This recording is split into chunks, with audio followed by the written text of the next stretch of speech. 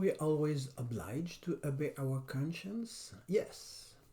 Our conscience is the act through which our reason knows what it is good and what it is wrong to do in the precise situation in which we are. Now, the first moral principle is very clear. Always you ought to do good and to avoid evil. But could our conscience be mistaken? Could it judge good what indeed is evil? Yes. On the basis of a false testimony, a judge could believe that some innocent is guilty and that he must condemn him. Still, to escape some important harm, one could think good lying. Are we not then in a no-win situation? Are we not perforce reduced to do evil when our conscience is erroneous? Effectively, who doesn't follow their conscience do evil. They are insincere. And following their erroneous conscience, they will still do evil. Condemning an innocent is bad. Lying is bad too. People will be excused for such a bad action if their error concerns some circumstance which they couldn't adequately know. The judge of our previous example will be excused for condemning an innocent if no reasonable motive allows him to doubt the veracity of the testimonies incriminating him.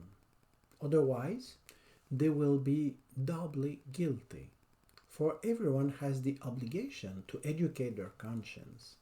That's to say, to apply themselves to know well natural law and positive law, which manifest what good and what evil there is to do this or that.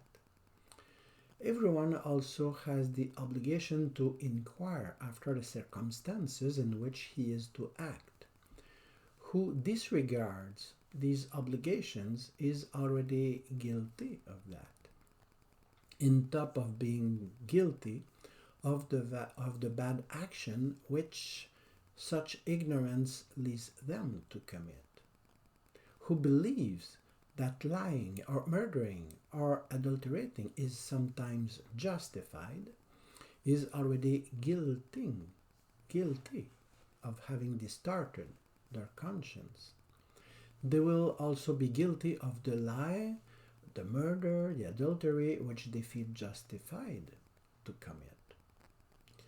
Sure, often the influence of a society, of bad parents, of our masters is an important factor in the perversion of a conscience, and diminishes accordingly the guiltiness of who inherits an erroneous conscience. However, natural law is written in everyone with such vigor that nobody is totally exonerated of acting while ignoring it.